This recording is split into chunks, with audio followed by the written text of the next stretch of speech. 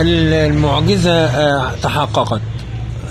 أول فيديو لأول مصنع للإطارات في مصر، مصنع بيراميدز، بينتج يوميا 10,000 إطار، بيستهدف كل سنة 3 مليون إطار، بيتم تصديرهم لدول في أفريقيا وآسيا، منهم دول المغرب العربي.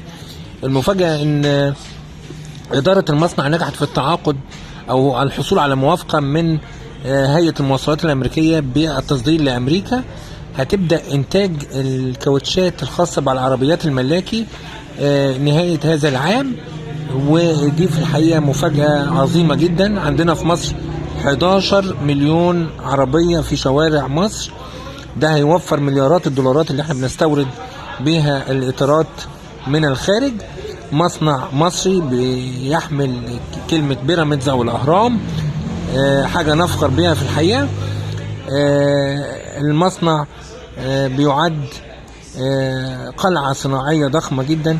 طبعا هو بدأ بكاوتشات أو إطارات العربيات الصغيرة أو التروسيكلات والنقل الخفيف، بعد كده يدخل على العربيات الملاكي، وبعد كده عربيات النقل. مصر لن تنهض إلا من خلال صناعة وطنية، وده اللي بدأ في مصنع الأهرام. تحية لإدارة المصنع والقائمين عليه، تحية للدولة المصرية اللي شجعت هذا النوع من الاستثمار.